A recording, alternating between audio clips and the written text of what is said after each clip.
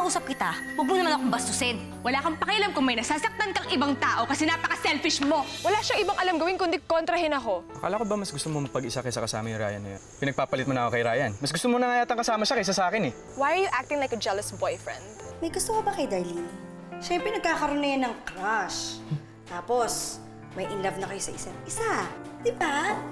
Nay, napapansin ko na sobra-sobra ata yung pagtatrabaho mo ngayon.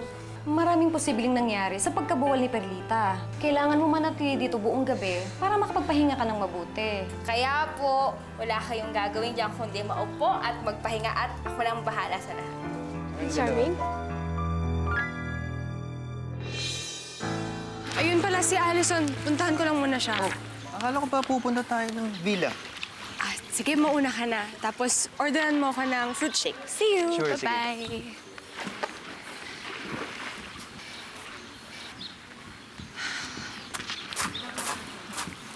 Hi, Allison. So, kasama mo pa rin si Ryan. Oo nga, nakairita na nga. Dikit siya ng dikit sa akin. You can't blame him kasi naman you're encouraging him. Ang tanong, may effect pa kay Jerome ang pagsiselos mo?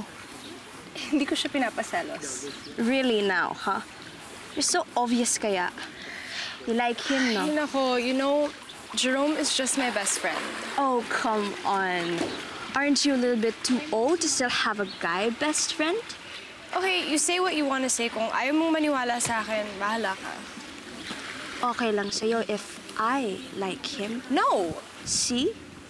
Nahuli din kita na you like him nga. But, you know, in all fairness, he's really cute, but at the end of the day, he's just a hired hand.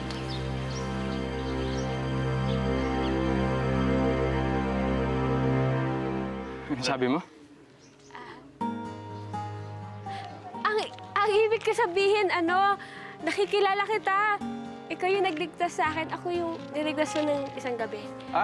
Ikaw ba yun? Yung dun sa yung may dalawang lalaki, wala yun, yaman na yun. Salamat. Sabi kasi nitong kaibigan ko, may mga nagbebenta daw ng masarap na merienda dito. Tikman ko nga. Libre na sa'yo yan. Libre. Sigurado ka? Libre na. Sige, para salamat. makabawi man lang ako dun sa pagtulong mo sa akin. Uy, ibig sabihin sa akin rin, libre na, no? Hindi. 20 yung kinuha mo. Meron mo na. Salamat, ha? Diyan na, di ba? Tsaka mo.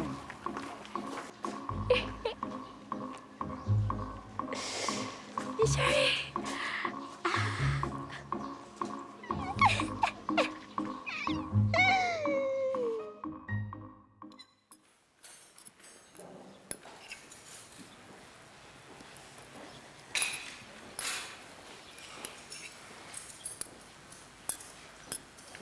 Darlene?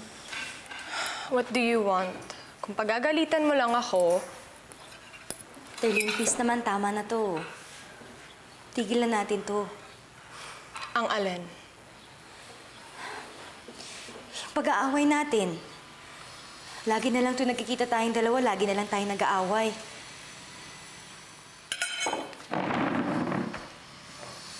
And whose fault is that? Kaya nga ako nandito at kinakausap kita. Para ayusin na to. We can still be friends, di ba? I'm still your mom. Wow. After 17 years, you finally decide that you want to be my mother? Eh bakit? Buong buhay ko naman you never cared about me, ah. Alam mo ba yung gusto ko sa'yo?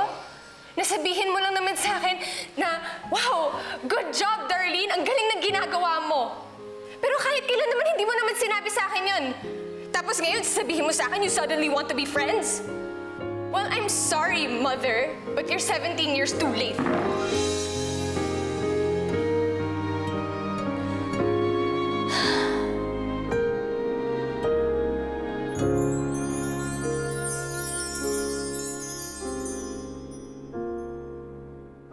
Sweet talaga ng anak ko. Miss, excuse me? Nag-aaral ka ba doon? Opo. Di ba wala pasok ngayon, President's Day? President's Day? Ano yun? Wala po sa amin gano'n. Tsaka may pasok po kaya kami ngayon. Salamat. Sige po.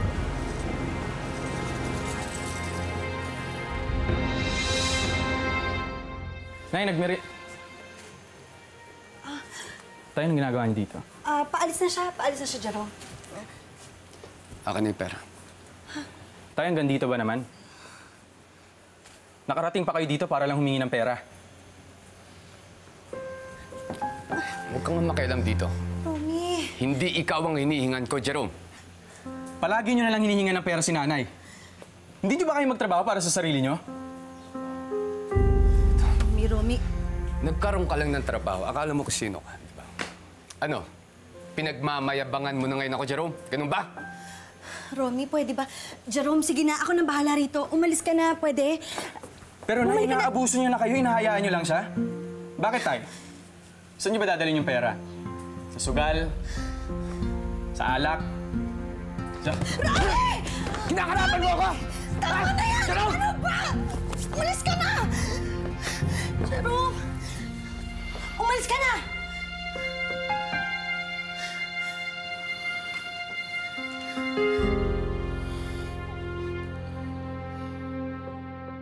Ganda yata ng ngiti mo, ah.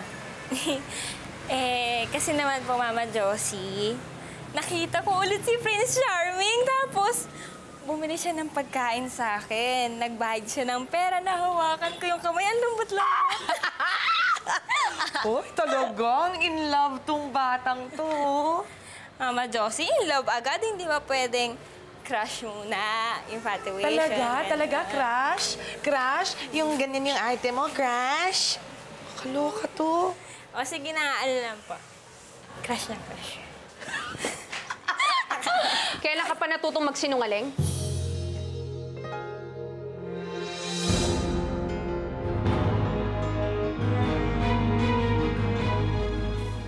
May pa-President's Day ka pang nalalaman? Niloko mo ko? Bakit ka nagsinungaling? Ginawa ko lang naman yun kasi alam ko naman na hindi mo ako papayagan na magbenta kapag meron akong pasok sa eskwela. Alam ko rin naman po na kailangan natin ng pera. Hindi sapat na dahilan yon para magsinungaling ka.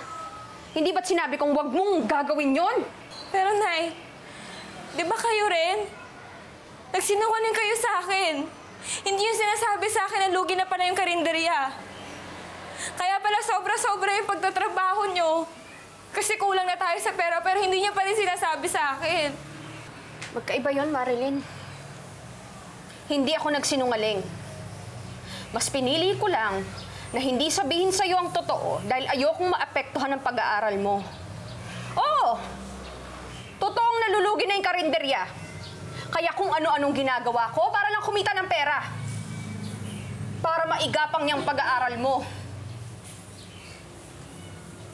Dahil alam nating dalawa na yung pag-aaral mo lang ang magbibigay sa'yo ng magandang kinabukasan. Tapos anong gagawin mo, ha? Nay, gusto ko na naman pong tulungan kayo. Gusto mong tumulong, mag-aaral kang mabuti. Tapusin mo yung pag-aaral mo. Nay, hindi ko naman po pinapabayaan yung pag-aaral ko eh. Ang akin lang po sana, hayaan yung tulungan ko kayo. Huwag niyo naman po sarilinin lahat, Nay. Tayo na lang po yung magkakampi dito sa mundo. Ayoko naman po na nahihirapan kayo. Ayoko po na magkakasakit kayo. At higit sa lahat, ayoko po nawawala kayo kasi mahal na mahal ko po kayo.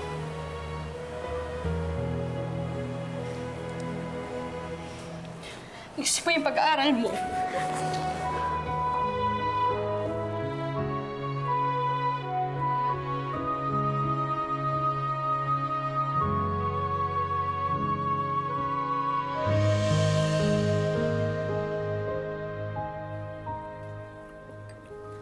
Brad, di ba masarap yung turon mo?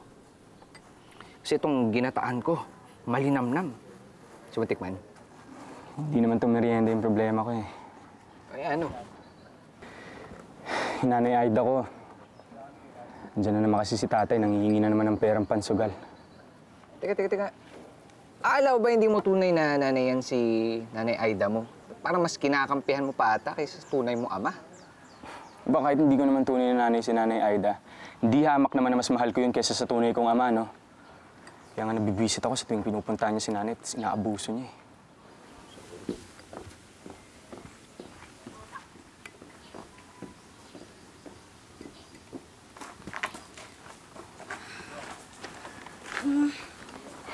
Ingat ka, Romy. Ay. Sige, Dad. Ay, tuwin lang ako. Nay. Salamat ulit sa dala mong pagkain, ha? Nay, teka, sandali. Kailangan ko Nay, anong nangyari dyan? Sinaktan ka ba niya? Hindi, tumama lang ako sa pintuan. Nay, bakit lagi niyo na lang siyang pinagtatakpan? Hindi niyo ba nakita kung anong klaseng lalaki siya? Gago siya. Wala na siyang inisip kundi ang sarili niya, pati yung bisyo niya. Bakit niyo ba siya pinagtsatsagaan? Jerome, huwag ka nagsasalita na ganyan tungkol sa tatay mo, ha? Alam ko naman na siya ang tunay kong pamilya. Pero Nay, sobra-sobra na yung pagsasakripisyo niyo para sa kanya. Sobra-sobra na yung pagmamartir niyo. Nay, bakit hindi niyo ba siya maiwan, Nay? Kung gusto niyo naman siyang iwan, kaya ko naman kayong tulungan, eh. Alam mo, Jerome, alam ko maraming pagkukulang sa iyo ang tatay mo. Pero mahal ko siya. Ang pagmamahal, nagtitiis at nagsasakripisyo. Hindi, Nay. Ang tunay na pagmamahal, nakakapagpasaya sa inyo. Hindi niyo kailangan magtiis. Hindi niyo kailangan magsakripisyo, Nay. Jerome, marami ka pang dapat malaman tungkol sa pagmamahal. At maiintindihan mo lang ang sinasabi ko pag nagmahal ka ng totoo. Asma.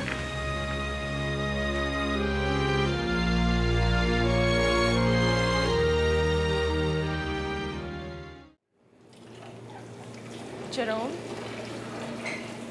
Ay, bakit po may pag-uutos po ba kayo sa akin, ma'am? Gusto ko lang sana makapag-usap sa'yo. Ah, talaga po? Ako po ba talaga gusto niyong kausap? Hindi po ba si Ryan? Hindi ba siya na po yung bago niyong best friend? Tapos ang tingin niyo lang naman po kasi sa akin dito, katulong niyo na pwede niyong utusan kung kailan niyo gusto. Alam mo naman na hindi totoo yan. Hindi po ba yun yung dahilan kung bakit kayo nandito? Bakit po? Gusto niyo po ipagluto ko kayo ng ibang pagkain? Baka hindi niyo po nagustuhan yung order niya, eh. Di ba? Hindi naman po ako pwedeng tumanggi kasi kayo ang boss ko, di ba, ma'am? Alam mo, Jerome, pumunta ako dito para makipagbati sa'yo. Pero ang dami mong arte, kaya wag na lang.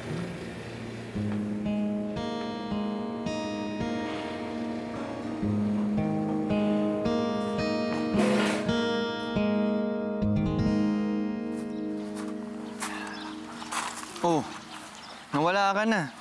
Hindi ko na tuloy nabigay itong milkshake mo. Look, Ryan, wala ako sa mood, okay? Pwede, malis ka na lang. Alas. I have a perfect remedy for that. Pampatanggal ng bad vibes. Ito. Here. Drink up.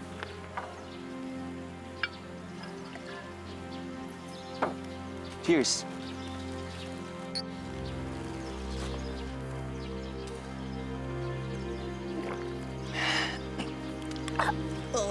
Isa pa, isa pa. Tara, isa pa.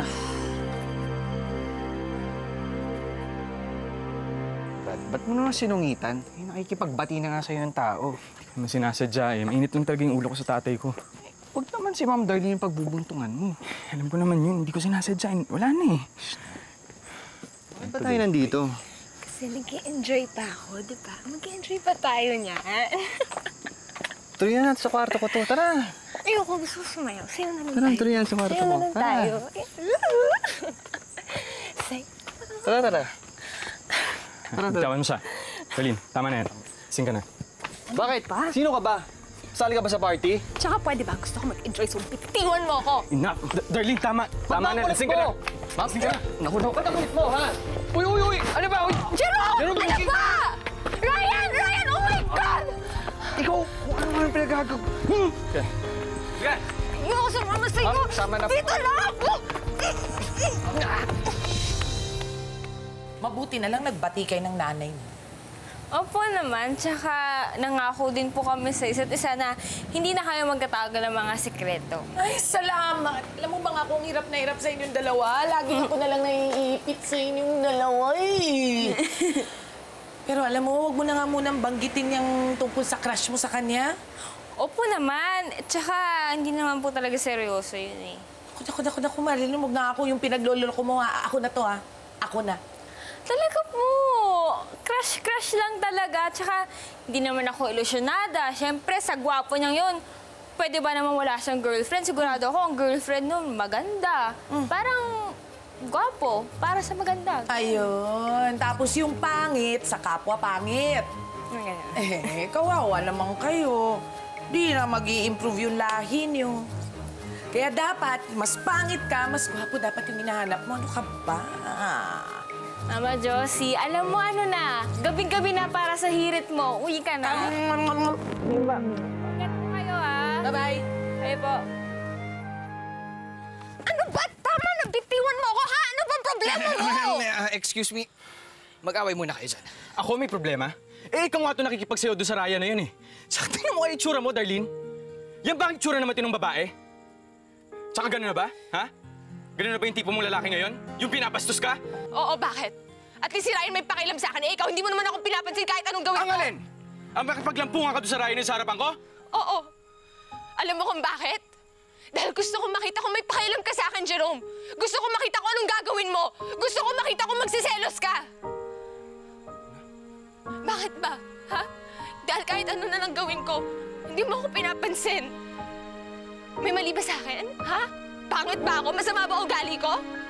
Sabihin mo sa akin dahil kahit konti man lang wala ka bang gusto sa akin?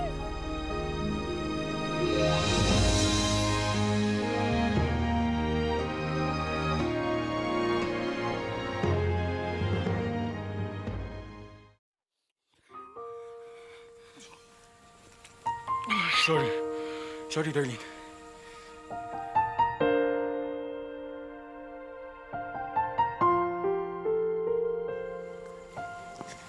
Jerome?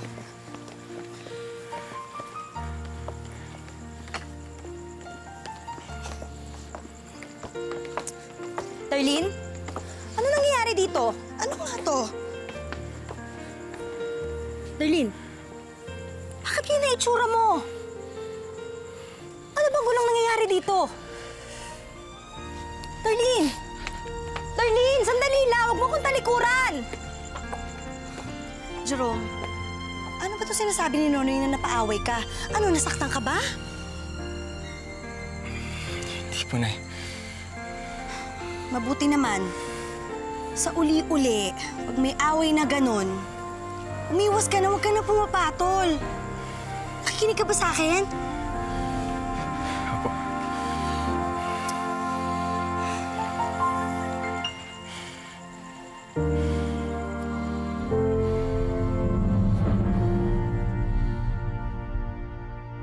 Darlene. Darlene, ano ba? Ano bang problema mo? Pwede ba? Huwag mo na akong sermonan. Sinisera mo na kita para tumino ka. Bakit ka ba naglalasing, ha? Alam mo, Ma, tama na. Huwag ka na magkunwari na may pakialam ka sa akin na hindi naman bagay sa'yo. Darlene, kahit naman lagi tayong ganito, syempre naman may pakialam ako sa'yo. Anak kita. Malasing ako. Hindi ako tanga.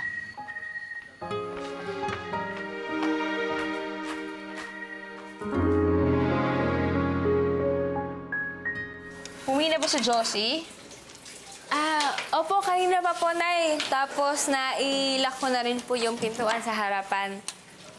Eh, kayo na, ba't hindi pa kayo natutulog? Di ba sabi ng doktor, magpahinga daw po kayo ng maigi? Siyempre, hinihintay kita. Hindi ako makatulog nang wala ka. Ano, corny, pero sweet. Ito naman, tayo na nga lang dalawang magkasama. Nay, si Itay po, nagmahalan pa kayo. Ano yun? Anak, di ba naikwento ko na yan sa'yo? Minahal ko ang tatay mo. Ang kaso, hindi siya seryoso sa akin. Nay, paano kaya ako? Meron kayong lalaki na magkaseryoso sa akin. Mamahalin talaga ako ng totoo. Anak, dapat piliin mo ng gusto kung sinong mamahalin mo. Dahil kung sino man siya, maswerte siya dahil mabait ka, matalino. Hindi maganda. Alam mo, anak, kung karapat-dapat yung tao na yun, makikita niya yung tunay mong kagandahan. Sige po. Kita tayo. Jerome, di ba sabi ko naman sa'yo, ayoko na nakikipag-away ka, lalo na dun sa Ryan na yun. Yun eh, harap-harapan ba naman bastusin si Darlene eh? Siyempre, hindi naman ako papayag nun. Ano ba talaga kayo ni Darlene? Ay nako, Jerome. Kahit sabihin mo magkaibigan lang kayo, iba ang nakikita ko. Anak, malaki ka na. Ayoko na kitang pakialaman dyan.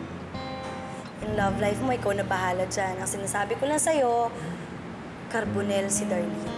Amo natin sila. Dapat alam mo kung saan ka lulugar, ha? Tingnan nyo! Tingnan nyo kung anong ginawa niyo sa anak ko! Relax! Baka away bata lang yan. Relax? How can you tell me to relax? Alam mo ba kung anong ginawa ng Jerome na yan kay Ryan? Ha? So, what do you want us to do? Gusto mong pagbati natin? No way! Hindi yun ang gusto ko! Ayoko na makalapit pa ang Jerome na yan sa Ryan ko. Ang gusto ko, tanggalin niyo siya dito sa resort. I want you to fire him! Chrissy, you're just overreacting. No! I want him fired! Jerome, kanina ka pa hinahanap ni Chef Andy. Puntahan mo raw siya doon sa opisina niya. Bakit daw? Eh, yung nangyari daw tungkol sa kagabi. Yes, ma'am. O, sige po. Ako na pong magsasabi din eh. Opo. Upo ka, Jerome. Chef. Jerome, ako'y may hindi magandang nadinig tungkol sa'yo eh. Chef, tungkol po ba dun sa nangyari kagabi? Eh, Chef, hindi ko naman ho talaga sinasadya eh. Tsaka wala naman ho talaga akong balak manggulo. Oy, wala naman sa akin yun. Eh, kaya nga lang, tumawag sa akin si Madam Charito eh. Oh? Oh, paano gari? Pinapadispatcha ka? Chef, huwag naman hong ganyan. Wala naman hong kinalaman sa trabaho ko yung nangyari kagabi. Tsaka malayo sa restaurant. Tsaka isa pa po, tapos na yung shift ko nun, Chef. Chef, baka pwedeng i-reconsider na. Wala naman. Sa akin naman walang problema yun eh. Ikaw okay sa akin. Sa katunayan nga, isa ka sa mga pinakamahusay din na kasama ko. Eh, paano gayaan eh? Eh, si Madam Charito yun eh. Ano kang magagawa ko? Eh, pasensya na, Jerome. Ha?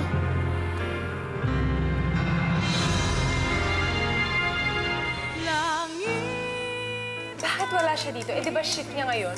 Ay! Ikaw na naman! At ikaw na naman. Stalker ba kita? How could you do that? Eh, tumawag ka ng Lola Charito mo. Hindi sabi tanggalin ko. Hindi tinanggal ko. May naalala ako sa'yo eh. Yung kaibigan ko nung bata pa lang ako.